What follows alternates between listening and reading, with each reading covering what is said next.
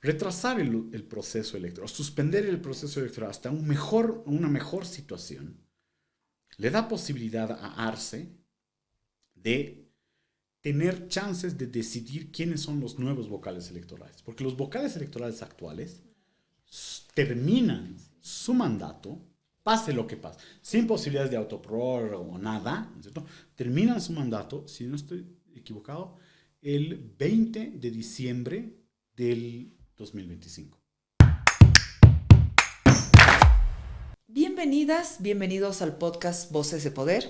A menos de 4 meses de la realización de las elecciones nacionales, se han presentado recursos ante el Tribunal Constitucional Plurinacional, los cuales podrían frenar o modificar el desarrollo de los comicios previstos para el 17 de agosto. Entre las impugnaciones figuran recursos como contra la Ley 1096 y la exigencia de paridad de género en las candidaturas presidenciales, además de otros. Todo esto nos ha llevado a preguntarnos, ¿estamos ante una pugna jurídica o frente a una instrumentalización de la justicia con fines políticos?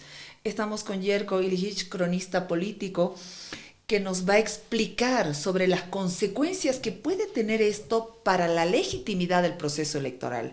Gracias, Jerko, y gracias, Jime Beotegui. Siempre es un honor estar con ustedes aquí en Voces de Poder. Muchas gracias por la invitación. Agradezco muchísimo esta experiencia de tener a dos Jimenas en estéreo, más o menos. Bueno, siempre un gusto, Yerko. ¿Va a haber elecciones?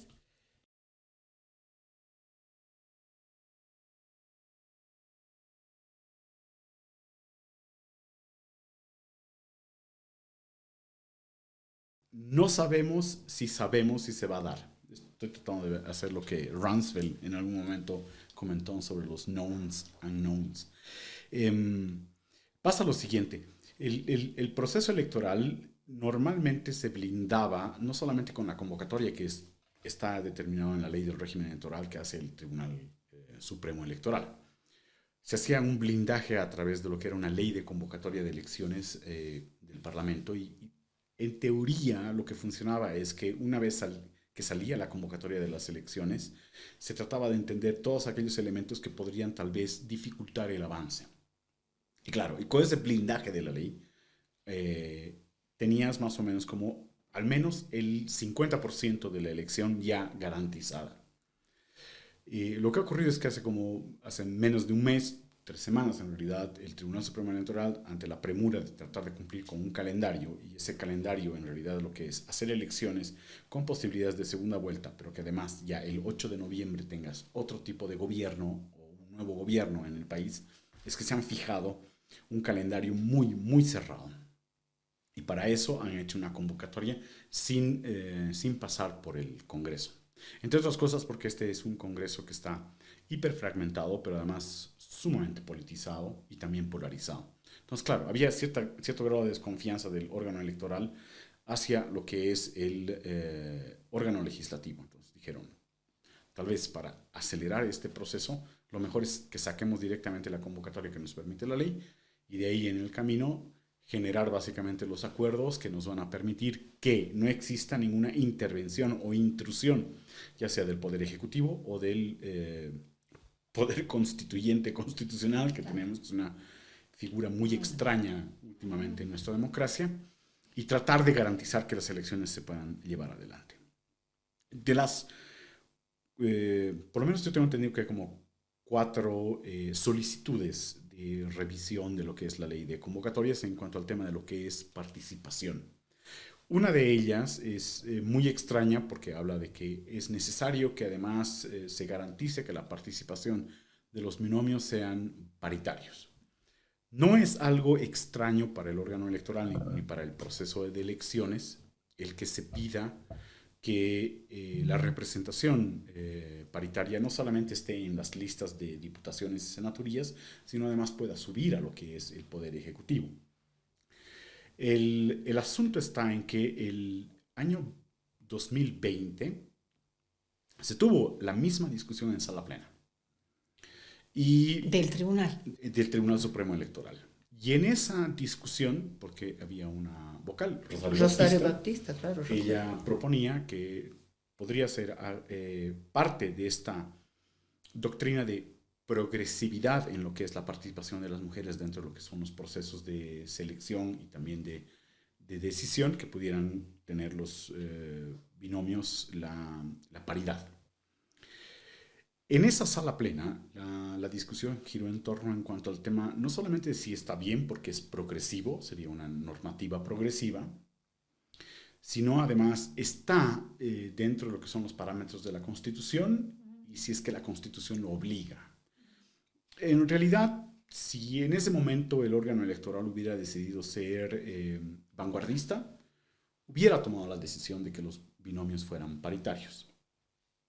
Pero en ese momento, como las elecciones tenían otro tipo de contexto, había una mayor premura, estaba el tema de esto de lo de la... Sí, ya se veía venir lo de la pandemia, pero también lo de la voluntad en los partidos políticos. Lo que se decidió es que como todavía la Constitución no obliga, es decir, no hay un peso constitucional sobre lo que es la lista de binomio presidencia y vicepresidencia, dejemos aún afuera la posibilidad de que esto el órgano electoral lo obligue. Okay. ¿No? Pero en lo que sí fueron bastante tajantes es que el cumplimiento en cuanto al tema de la paridad en las listas para diputados y diputaciones y senaturías, ahí se iba a cumplir a rajatabla. Que eso viene desde el 2009, desde la modificación constitucional del 2009. Así es, desde la modificación de la nueva constitución, en la que incluye el tema de lo que es la mayor ampliación posible para lo que es la participación tanto de mujeres, y aquí hay un pequeño elemento, se podría hacer un asterisco, es también la de pueblos indígenas. Entonces, esta solicitud de revisión de las convocatorias que hace el diputado Guaitari, que es obviamente del bloque arcista, es decir, del bloque de poder del Ejecutivo, no se lo hace al Tribunal Supremo Electoral, se lo hace directamente al Constitucional, tratando básicamente de que el Constitucional trate de, por encima de lo que son las normativas de la ley del régimen electoral, tomar una decisión que pueda generar fuerza de cumplimiento en lo que es la conformación de las listas de binomio. Pero para no hacerlo muy difícil, sí, legalmente el Tribunal Supremo Electoral tiene facultades legislativas, o sea que podría resolver este tema sin necesidad de ir a control constitucional. Lo pudo haber hecho. ¿Por qué? Porque si en su ley de convocatorias hubiera especificado, además, para el proceso electoral 2025, el órgano electoral solicita a los partidos políticos de que de manera obligatoria las listas de presidente y vicepresidente sean paritarias, no hubiera habido tanto problema en tanto el cumplimiento, al menos en lo que es el 80% de las fuerzas políticas. A lo que se hubieran arriesgado, que esa era la observación que se hacía en esa sala plena del 2020, es que alguien de los partidos políticos dijera, no, voy a interponer un recurso porque la Constitución no nos obliga a hacer esto. Claro, y si no te obliga, no es pues una norma supranacional, ¿no? Exacto, pero aquí hay un componente político también. ¿Quién sería el partido político que estaría dispuesto básicamente a decir, yo no quiero cumplir una norma paritaria? Habría muy poco. Es como que sería un autosabotaje con un electorado femenino que es mayoritario dentro del padrón electoral. 58%. Exacto, ahora es ya 58%. Para ese momento era 55%. Entonces, en cuanto al tema de discurso político, sería absurdo decir, no, yo no quiero cumplir lo que pide el electoral en cuanto al tema de lo que son las listas. El problema ahora está en que el Constitucional no es que resuelve este tipo de solicitudes de una forma expedita, rápida. Ellos se toman su tiempo porque tienen sus propios procedimientos. Y sus tiempos, esto lo sé porque lo hemos estudiado en lo del procesal constitucional, en el mejor de los casos es menos de 4 meses y en el peor de los casos es más de 8 meses. ¿Y cuál es el efecto del interponer este recurso? ¿Es suspensivo, devolutivo? O sea, que no va a haber elecciones. Pregunta directa. Pregunta directa mejor. El Tribunal Constitucional lo que podría hacer, tomándose atribuciones que están mucho más allá de lo que es su ámbito, podría decirle al Tribunal Supremo Electoral que la convocatoria no está redactada de manera correcta y por lo tanto que esa convocatoria no tiene valor. Tendría que ser una nueva. Ahora, con relación a este tema, por ejemplo, en los tiempos que se han establecido en el calendario electoral, el 18 se presentaron alianzas, ya sabemos cuántos partidos, ya sabemos cuántos tienen sigla, no tienen sigla, en fin. No, eso todavía no está todavía decidido. El 23, eso Sí. quería decir, el 23 se da ya la voz oficial sobre este tema. Sí. Hasta el 18 de mayo presentan las candidaturas. Sí. El Tribunal Constitucional Plurinacional que dé una determinación el 30 de mayo de que sí tiene que ser el binomio hombre-mujer, mujer-hombre. ¿Qué pasa con los que han inscrito el 18 de mayo hombre-hombre, digamos? Si el Tribunal Constitucional anulara la convocatoria, ¡Tarán! ahí lo que tendríamos es tendría que haber un retraso básicamente en lo que es esto se llama la recomposición de las candidaturas. Ahora, hay algo que podría hacer el Tribunal Electoral antes de que esto ocurra, y es convocar a los partidos políticos y a las alianzas a las alianzas que ya están registradas y a los partidos políticos que han manifestado su voluntad de ir a las elecciones y pactar con ellos y decirles, para evitar que Se retrase. para evitar que el Tribunal Constitucional nos anule la convocatoria, presenten listas paritarias. Eso es algo que los partidos políticos podrían hacer. Ahí, además, mostraría lo que es su voluntad de llevar adelante el proceso electoral dentro de lo que es el progresivismo que tiene que ver con lo que es, no es tanto femenino, sino que tiene que ver con lo que es la participación de la mujer. Pero hay 3 solicitudes que están ya fuera de lo que significaría un pacto. Y esas 3 solicitudes son las que tienen que ver con la participación de los pueblos indígenas. Que eso ya también lleva como 5 o 6 años también Sí, en esta. Sí, en la elección del 20 se discutió muchísimo al respecto de que la ley 1096, que es la ley de organizaciones políticas en este país, de algún modo es restrictiva para los pueblos indígenas en lo que es su participación a nivel nacional, pero no a nivel subnacional. Y nunca hubo una explicación del por qué a nivel subnacional se les permite a los pueblos indígenas originarios participar ellos sin el patrocinio de un partido político y en todo el territorio nacional, de esto que significa las subnacionales, pero no así en la nacional. Había una excusa que era, lo que pasa es que para eso tenemos que volver a hacer una suerte de redistritación o un nuevo mapa de geografía electoral. Ok, para el 20 ya era muy difícil que se hiciera eso, porque además no se contaban con los datos censales como para poder hacer este nuevo juego de geografía electoral. El problema es que para las elecciones del 25 ya hubo el censo, ya hubo el tiempo y el plazo se cumplió para hacer la geografía electoral. Y en esa nueva geografía electoral vuelven a dejar fuera a naciones originarias que desde básicamente muchísimos años vienen reclamando primero su reconocimiento como nación indígena originaria, es el caso de los caracaras. Hay otras 2 naciones originarias también que han dicho, a nosotros nos han incluido dentro de lo que son las circunscripciones indígenas, pero nosotros, por ejemplo los caracaras, nosotros no somos quechua, somos caracara. Es por eso que en Potosí, por ejemplo, ¿no? Sí, es por eso que en Potosí no hay circunscripción especial indígena. Pero además los caracaras iban más allá y decían, no es que solamente queremos participar en el territorio en el cual nuestra nación indígena se ha desarrollado, sino también queremos tener posibilidades de hacer alianzas y tener participación con diputaciones y senaturías en otros departamentos, porque somos una nación indígena y la Constitución nos reconoce eso. Lo mismo ha hecho el CIDOB, y tengo entendido que hay como una demanda más para que se pueda incluir a otro pueblo indígena. En eso el órgano electoral no ha sido progresivo, ha sido incluso muy conservador a partir del 21 en adelante. ¿Por qué? Porque el 20 se discutió este tema también. El caso específico eran los yuquis. Los yuquis comparten una circunscripción indígena con los yuracaraes en Cochabamba. Es además en la provincia del Chapare. Los yuquis decían, no queremos, o sea, no es porque no los querramos a los yuracares, pero en realidad lo que nosotros queremos es tener la posibilidad de ir a las elecciones con nuestros candidatos, sin necesidad de que nuestros candidatos estén apadrinados por partidos políticos.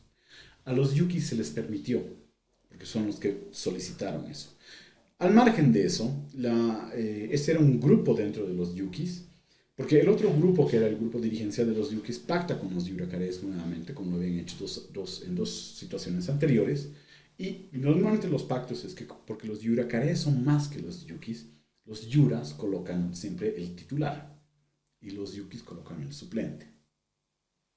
Los yuquis dijeron, no, ya no queremos eso, queremos que nuestro titular y nuestro suplente sea yuki. Se presentaron. Los yuracares pactan con el movimiento al socialismo. Previamente a las elecciones, obviamente, ¿no? Es como un mes antes, semanas antes incluso. Entonces deciden que el voto va a ser por esas candidaturas que vienen apadrinadas por el MAS.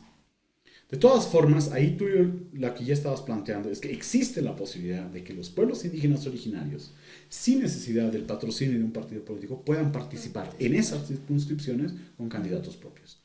La nación cara a cara lo que plantea pero esos es... solo subnacionales. No, ya nacionales. Ya. O sea, el 2020 ya hay un antecedente. Ese antecedente debe haber sido administrado de mejor manera por el Tribunal Supremo Electoral, porque hay que tomar en cuenta que después de las elecciones del 21, los pueblos indígenas mantienen todavía, a través de una serie de solicitudes al órgano electoral, en realidad al Tribunal Supremo Electoral, la posibilidad de que se lo reconozca y dos, de que se les dé la posibilidad de tener candidaturas propias en territorio a nivel nacional. No lo hizo el órgano electoral, no lo hizo el Tribunal Supremo Electoral. Si el procedimiento constitucional se suele dar, y aquí los constitucionales, autoprorrogados y los nuevos, te dicen, nunca existió una justificación para que los pueblos indígenas no pudieran participar a nivel nacional, pedimos que se modifique. Ahí podrían ser un poco más, un poco más civilizados los del constitucional y decir, pedimos que se subsane en la ley, porque esta es a través de la resolución de convocatoria de elecciones, se pide que se subsane la participación de los pueblos indígenas. Creo que te voy a hacer una pregunta bien básica, ¿no? A ver. Pero si está reconocido ese derecho y el 2020 ya ha habido, ¿por qué no se han organizado y lo han hecho? El órgano electoral no lo quiso hacer. No. ¿Por qué no se han organizado los pueblos, las naciones indígenas y han llevado a sus candidatos? El 2020 porque era la... No, ahora el 2025. Porque todavía el órgano electoral o el Tribunal Supremo Electoral, lo que pasa es que tenemos una complejidad muy fuerte con lo que es lo que significa la Corte Nacional Electoral. Antes se llamaba Corte Nacional Electoral y tenías el grupo administrativo y tenías el grupo jurisdiccional. En este caso es el Tribunal Supremo Electoral. El Tribunal Supremo Electoral no reconoce a la nación cara a cara. Aún. Ok. Como que no reconoce a ¿Por unos qué no 5 o reconoce? 6. ¿Es un tema de número? Es un tema de geografía electoral. Lo que decías al principio. Y es un tema de que nunca se han tomado muy en serio el hecho de que la participación de lo indígena es a nivel nacional. ¿Por qué esto, Jimena? Porque hay una perversidad con el tema de la participación de lo indígena. Es una perversión política, en realidad. El movimiento del socialismo siempre se ha considerado como el único partido con la posibilidad de generar la representación indígena. Se ha atribuido, ¿no? En realidad. Sí, yo no sé si se puede decir, se ha autoatribuido. Sí, claro. La representación o se han indígena autoconvencidos. Los masistas se han autoconvencidos de que solamente ellos llevan indígenas, ¿no? Y eso es falso.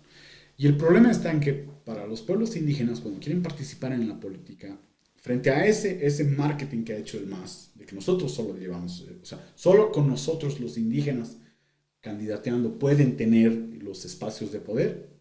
Entonces, claro, muchos de los pueblos indígenas siempre han hecho pactos con el MAS. A la larga, eso ha significado una subsunción de sus intereses y de sus posibilidades políticas al MAS. Como que, de hecho, ya desde el 20 se advertía desde el órgano electoral, el Tribunal Supremo Electoral, a la Asamblea Legislativa, tomando en cuenta que va a haber una gran participación de ciudadanos indígenas en cargos de representación, no estaría de más que piensen en su sistema de organización en la Asamblea Legislativa la bancada indígena. Bolivia nunca ha tenido una bancada indígena. Y no solamente porque hay 7 diputados de circunscripciones indígenas, ellos nunca se han juntado, nunca han hecho una bancada, porque no se los permite además los reglamentos internos tanto de la Cámara de Diputados como de la Cámara de Senadores. Es una cosa muy mala. Claro. Porque además no es que solamente tienes los 7 diputados indígenas circunscripcionales, sino que además tienes otros indígenas que desde otros partidos políticos también integran el órgano legislativo. Si les hubieras dado la posibilidad de armar su bancada indígena, otro tipo de situación se hubiera generado dentro de lo que es los equilibrios de poder en el legislativo. Sí. Más allá de todo eso, no hay una bancada de mujeres, que es otra de las grandes pérdidas que tiene el sistema legislativo nacional. Las mujeres no pueden organizar una mega bancada, porque además son la mitad. Creo que en realidad lo que estamos buscando las mujeres, y son parte de las conquistas que se han hecho desde la Constitución y todo eso, es tener una representación, buscando una igualdad sustancial o real, ¿no? Yeah. No sé si necesariamente bancadas de mujeres, porque a veces desde el punto de vista también del feminismo eso puede ser como reproducir de que solo las mujeres tienen que estar en un grupo, y al final tú quieres armar equipos multidisciplinarios, diversos, donde incluyas mujeres, indígenas, clase media, empresarios, políticos. Al final, para tomar decisiones se trata un poco de eso. Pero no me quiero desviar en ese tema, que sí, también es importante por lo que estamos hablando, y si nos preguntan a las mujeres, obvio queremos que haya binomios de hombre o mujer, pero eso no significa que este era el momento de pedir esto. Esa es la oportunidad donde ponemos en riesgo una fecha del 17 de agosto. A ver, entiendo más o menos a dónde vas. El binomio paritario no debería ser una excusa para retrasar elecciones. Eso que debería quedar claro. No debería ser una excusa para retrasar las elecciones. Todos. O sustituirla. Claro. Pero la madurez política en este país, y además la madurez política e institucional al respecto de la participación de las mujeres, ya está suficientemente crecido, o sea, grande, Claro. como para que una idea de binomio paritario no es que sea obligatorio, sino es que sea fundamental en lo que es la construcción de la representación. Ahora, aquí hay un tema. Hay partidos políticos, lo hablamos la anterior vez, ¿no?, que no son partidos políticos, sino son simplemente cáscaras o empresas En alquiler. En alquiler, ¿no? Para ellos sí es difícil el cumplimiento de lo paritario, porque nunca han logrado construir más o menos los mecanismos de representación interna. Pero es que además no tienen capacidad de atraer a mujeres hacia la política, que además se sientan respaldadas por eso. Yo te voy a dar un caso muy interesante. A ver, Frente para la Victoria, al momento, para las elecciones del 2019, me parece, si no son para las del 2020, sí, para las del 2019, trae a la hija de Villarroel. Villarroel, sí. Sí. ¿No? No, Barrientos. De Barrientos, exactamente. Y la convencen de que ella iba a ser la candidata a la presidencia. Tratan de justificar que le van a inscribir. Y en algún momento la relegan y le dicen, no, la candidatura a presidencia la necesitamos para alguien que nos pague, que nos ponga dinero. Entonces la ponen para vicepresidenta. Entonces obviamente ella reclama y dice que no. Claro. Ese mismo partido, por la Victoria, agarra y la inhabilita diciendo, sí, pero esta señora vive en Estados Unidos. El mismo partido. Entonces hay que fijarnos de que no es un tema de la ley, de la normativa o de la conducta de otros partidos políticos. Son los partidos políticos pequeños los que generalmente alquilan sus siglas, los que están tan desesperados de ingreso de dinero a sus arcas, que están dispuestos a hacer lo que sea con la posibilidad de que atraer básicamente estos binomios. Y claro, las mujeres son no solamente relegadas, sino son además también discriminadas por ese tema. El tema de la participación de la mujer no solamente es un tema constitucional o que lo regula el Tribunal Constitucional, sino tienes que ir trabajando en fortalecer capacidades, en tener agrupaciones políticas de mujeres. Ahí sí es importante las agrupaciones políticas de mujeres, sí, porque como tenemos un modo de pensar y además un apoyo tribal, ¿no? Eso sí te fortalece capacidades para después dar otros saltos. Entonces, tal vez hay que avanzar también estos caminos, profundizarlos, porque yo no creo que no se hayan avanzado. No, prueba de ello es que sí hay mujeres hoy día que se han destacado en la política, tal vez no el número que uno quisiera, ¿no? Sí. Pero es todo un proceso. O sea, de querer las mujeres que haya binomios hombre-mujer, mejor si es mujer-hombre, o binomio mujer-mujer. Ya. Sí, sí, ¿no? Que eso es lo que se había discutido en esa sala plena, ¿no? que la posibilidad fuera hombre-mujer, mujer-hombre, mujer-mujer. Porque cuando tú estás hablando de la igualdad sustantiva real, estamos diciendo, romperemos estas asimetrías que nos dividen y nos miraremos como iguales. Por lo tanto, podría ser, pero ese camino hay que recorrer. El tema de las naciones y los pueblos indígenas está reconocido en nuestra Constitución y siempre es una pena que al final los utilicen de una manera electoral y después los abandonas o los abandonan. Porque yo no quiero que a las mujeres nos vean como una minoría que hay que darle un espacio, porque no somos ya una minoría, somos una mayoría, ni tampoco somos un grupo vulnerable. Puede ser que tengamos temas de problema de la pobreza interseccional, ¿no? Ser mujer y en el campo pobre es diferente de que ser una mujer privilegiada en lo urbano y que se hace ejecutiva, pero no queremos que nos den concesiones. No sé si es la misma lógica en el manejo de los pueblos indígenas, pero lo que hoy día preocupa ya a la población es que estos mecanismos que pueden ser absolutamente legítimos estén poniendo en riesgo un cronograma electoral. Ya. Hay una cosa muy interesante lo que tú acabas de decir. Voy a tratar de traducirlo en versión heteropatriarcal. Ni las mujeres ni los indígenas deben ser excusa de goteo para poder frenar o para determinar cómo es un proceso electoral. Yo creo que Bolivia ya está demasiado madura como para utilizar el término cuotas. Claro, porque eso es un proceso. La participación de las mujeres ya no es cuota. Claro. Y la participación de los indígenas ya no es cuota. Pero lo que yo te digo, y también a Jimena, es en algunas organizaciones políticas existe todavía la mentalidad de que para participar en los procesos electorales, como su interés no es armar gobiernos, tomar decisiones, ser funcionales dentro de lo que es el legislativo, sino básicamente como generar dinero, utilizan a las mujeres y utilizan a los pueblos indígenas como cuotas. Nos oponemos. ¿No? Claro.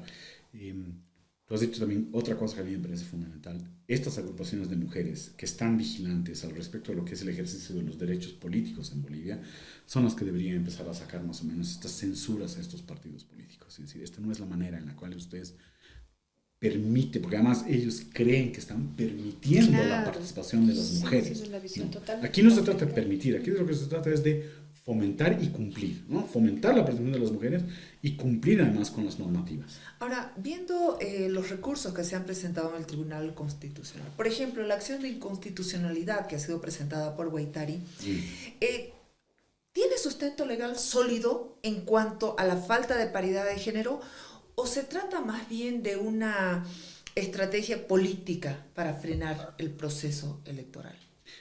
No tiene sustento. No tiene sustento. Entonces estamos ante una estrategia claro, coordinada para frenar o manipular el proceso electoral desde el ámbito judicial. Sí. Ahora, te voy a plantear hay una justificación que va a parecer así como que, esto es muy conspirativo, pero no. Ustedes se han fijado las últimas 3 encuestas, incluso sí, de las últimas 3 encuestas, 2 encuestas le daban una muy, muy, muy baja probabilidad de competitividad al partido de gobierno con el presidente que está yendo a la reelección. Por debajo del 5%, creo que había una que le daba 3%. Esa del 5 no he visto, hasta el 4 llega. Hay una de 1 punto. Hay una del promedio que es 4 para abajo, ¿no? Tomando en cuenta los márgenes de errores, podría ser 4 o podría ser básicamente 2. Lo cual es un escenario de pesadilla para un presidente que va a una reelección y 2, para el partido de gobierno. Incluso hay un sondeo, una encuesta, en la que ni siquiera lo colocan al presidente como una posibilidad o una alternativa. Después podremos preguntarnos, ¿son válidas esos sondeos, esas informaciones? Yo la verdad creo que no. Pero de todas maneras, la percepción en el partido de gobierno y desde lo que es la campaña del mismo presidente es, aquí no estamos entrando ni con ventaja, estamos muy desaventajados. Los tiempos electorales nos van a encontrar dentro de lo que es lo más feo de lo que es la crisis económica y por lo tanto, encima de que ya existe un 65% de antimasismo en este país, ¿cierto? Es muy probable que dentro de lo que son las filas masistas también se decidan no votar por nosotros porque hay una serie de quiebres o que se pueden llamar también desportillamientos internos. Pero, ¿qué pasa? Y esto es lo que han estado ellos ensayando básicamente desde el año pasado. ¿Qué pasa si es que en Bolivia, a partir de septiembre hasta noviembre, hay una especie de recuperación económica pequeña, pero recuperación económica? ¿Logro de quién vendría a ser esto? Pues obviamente dicen del presidente. Y luego le dicen, pero el órgano electoral ha fijado el calendario electoral muy lejos de esas fechas. Septiembre y octubre ya no son las fechas más o menos en las cuales tú podrías, eso se lo dicen al presidente, podrías ganar básicamente en competitividad por esta suerte como de veranito económico en Bolivia. La idea del veranito económico se ha convertido básicamente en una especie de mito en los últimos 6 meses dentro del gobierno e incluso dentro de grupos empresariales. Lo deben haber escuchado en algún momento. Entonces, el gobierno, el poder ejecutivo, el presidente Luis Arce, lo que necesita es aprovechar que pueda darse ese veranito económico en los tiempos en los que él está en campaña. ¿A él es a quien le favorece? Hartísimamente. Ahora, no es que Arce quiera que no exista elecciones. No, lo que pasa es que Arce lo que quiere es suspender las elecciones hasta que la situación le den a él las mejores chances posibles de ganar en primera vuelta. Porque una de las tesis políticas que se maneja cuando se trata más o menos de gobiernos que van a la reelección con su presidente es que no les sirve entrar a segunda vuelta. Tienen que ganar en primera vuelta. Eso entiendo, pero a ver, alguna vez hemos hablado aquí en mismas voces de poder y no es que nuestro país sea más bien más de izquierda y más masista. Para suspender las elecciones y que tengan ellos posibilidades de reagruparse y tener mejores chances, no. Nuestro país en este momento está viviendo una severa crisis económica. Pero ¿dónde está el verano económico? Yo la verdad solamente veo verano, digo invierno, sí. Siberia. Hay una idea detrás de este proyecto de lo que se llama de que la estatalidad presente en la economía sí tiene resultados. Pero eso es un dogma hoy día. Es un dogma porque ellos se lo creen. Pero necesitamos pagar deuda externa, sí. Tenemos pocos recursos para pagar combustible, 90 días de combustible, creo, algo así. Sí. ¿Qué hacemos? Pero hay una cosa que... no está el verano, insisto. El verano, ¿dónde está? Creen ellos en que el Estado es el único administrador de los recursos naturales. Entonces, colocar en oferta mayores recursos naturales o mejores recursos naturales para obtener ingresos dentro de lo que es su grupo de aliados o su grupo de inversores del club que ellos tienen, les daría chances de que ingrese dinero al país. Es una cosa muy extraña, Jimena, porque en vez de hacer las cosas bien, ellos están montando la idea de que una fuerza externa, es más wishful thinking, ¿no? Una fuerza externa podría generar eso. ¿No será esa con los extraterrestres? Lo que sea, pero hay la idea de que este año va a haber mayores ingresos para el gobierno y para la estatalidad, sobre la base de nuestro recurso natural. No es que han hecho un mejor sistema. Segundo elemento, están totalmente convencidos de que estas maniobras que está haciendo Donald Trump de manera torpe está generando una bajada en lo que es el valor del dólar. Y como que de hecho sí. Entonces, ellos esperan básicamente al fracaso o al autosabotaje norteamericano, cosa que el dólar deje de ser una moneda fuerte y ellos puedan jugárselas con las monedas en las que ellos han apostado. El Remnivi me parece que lo han hecho y otras más. No sé si han tirado al tema del rublo más o menos. Pero ellos esperan que eso sea los cambios que se vayan dando en lo que es el modelo económico mundial. Otra vez, es un deseo muy fuerte. Pero hay un último tema, y déjame, porque este creo que es la parte que a mí me parece más interesante. Retrasar el proceso electoral, suspender el proceso electoral hasta una mejor situación, le da posibilidad a Arce de tener chances de decidir quiénes son los nuevos vocales electorales. Porque los vocales electorales actuales terminan su mandato, pase lo que pase, sin posibilidades de autoprórroga o nada, ¿cierto? Terminan su mandato, si no estoy equivocado, el 20 de diciembre del 2025.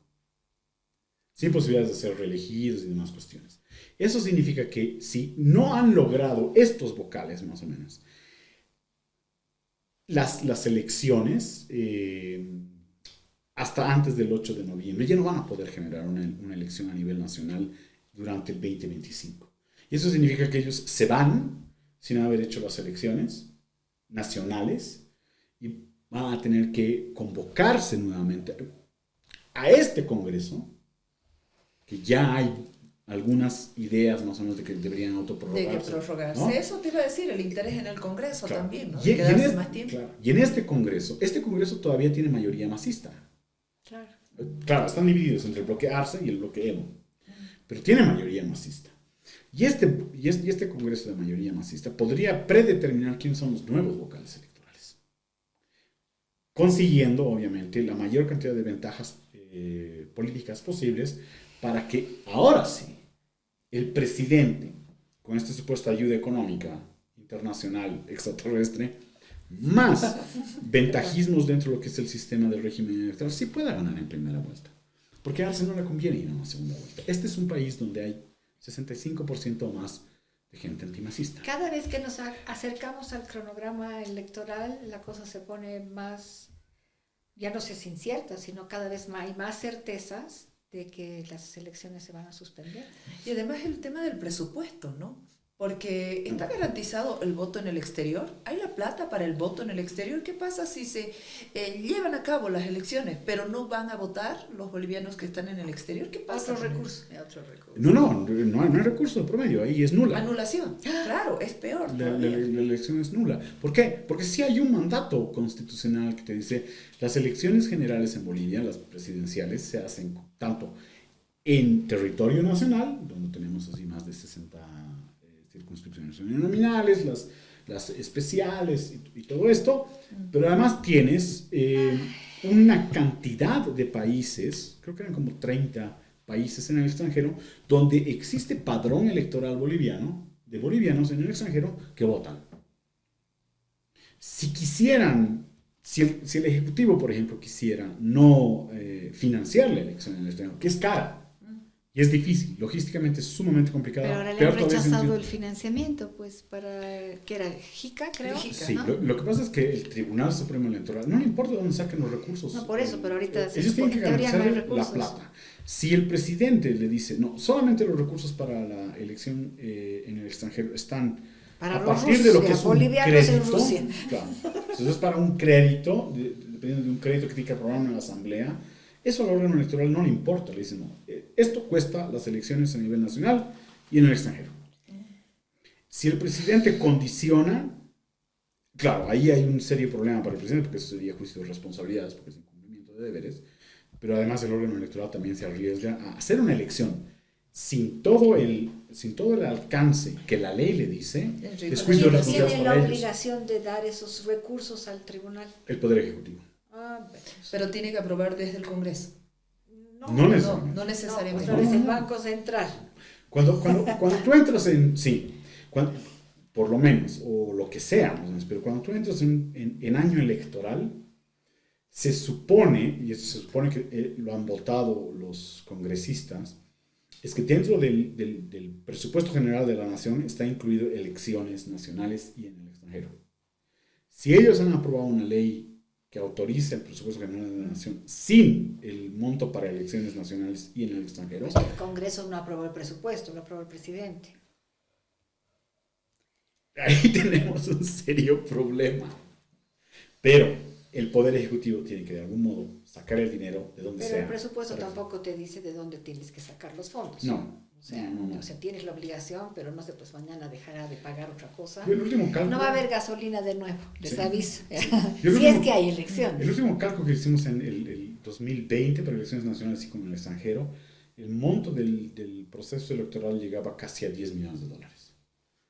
Oye, pero para este país no es tan, o sea, para ningún país es tan costoso, más o menos. O sea, hay países que gastan enormes cantidades en lo que son sus procesos electorales, pero para abrir de $10 millones que no exista para lo que es garantizar el ejercicio del voto de los ciudadanos. Increíble. O sea, no Sí, creíble, sí, ¿ya? sí, A eso me refería. sí. No creíble. No se está midiendo el impacto real, ¿no? De lo que significaría todos estos recursos, lo que significaría elecciones anuladas, lo que significaría retrasar las elecciones. No se está midiendo el impacto en la democracia, el impacto en nosotros como ciudadanos. Claro. Y eso es muy lamentable también que se estén utilizando luchas sociales tan grandes, tan fuertes, pretendiendo que retrocedamos en temas de género, en temas de demandas indígenas que está constituido. O sea, creo que la manipulación política ya no tiene límites y estamos entrando a una etapa de una vergonzosa acción política de retrasar las elecciones. Pero fíjate cómo funciona esto, porque te empiezan a meter la idea de que si se hacen elecciones en condiciones de emergencia. Ok, ¿qué significa esas condiciones de emergencia? Ya, no vamos a tomar en cuenta el tema de lo que es la paridad en las listas, porque puede ser uno de esos elementos. Uh-huh. Dos, no vamos a tomar en cuenta el voto de los ciudadanos extranjeros para lo que es la decisión de presidencia y vicepresidente. Tres, se puede dar cierto tipo de concesiones al respecto de lo que es el partido de gobierno y algunas otras alianzas, porque puede ocurrir eso, en emergencia. El 2020 nosotros votamos en una situación de emergencia psicológica, votamos con mucha ansiedad. Es por eso que el truco de las organizaciones políticas el 2020 eran condicionarte cómo serían sus gobiernos. La primera condición es, te voy a sacar de la crisis económica que la pandemia te ha generado. El que más hizo propaganda al respecto de eso era el movimiento socialista, ¿no? Los otros grupos políticos los que decían es restablecimiento de la democracia, el reequilibrio de lo que son los poderes, cosas que para la mayoría del electorado eran muy abstractas. Claro. Son muy necesarias, pero muy abstractas. No son de Fíjate que ahora el gobierno vuelve más o menos sobre esta idea, e incluso también grupos de la oposición vuelven, y esto es muy interesante, ¿no? Sobre la idea de que estamos en una crisis y la única manera de votar es en emergencia. ¿Estás tú dispuesto a tener un cambio? Porque esto sí han medido los sondeos. 80% del electorado boliviano sí quiere un cambio ya, ¿no? Entonces, para que exista ese cambio, entonces tienes que tener ciertas concesiones. A la larga, el perdedor, esto es lo complicado y lo peligroso en el sistema democrático boliviano, el que pierde puede impugnar eso. Si pierde el partido de gobierno, lo puede impugnar en el Congreso, que es su Congreso además, y puede anularte el proceso electoral. ¿Tienes Kleenex? No, pero No quiero llorar. toma café porque este paso ya no va a haber ni No, café. la próxima con vino. Pero lo que hay que hacer es, y esto es muy importante, tanto los bloques de los partidos políticos, de las organizaciones políticas que ya están en carrera, o sea, las legales, no las ilegales, más el órgano electoral, más el Congreso, es hacer un pacto político para que se garantice, que las elecciones son en cuanto al alcance que la Constitución manda. Y dos, y esto es fundamental, de que si hay necesidad de hacer correcciones, estas correcciones no vengan por imposición del Tribunal Constituyente. Lo llamo Tribunal Constituyente porque ellos adaptan la Constitución e incluso o amplían o reducen o se inventan incluso mandatos constitucionales, ¿no?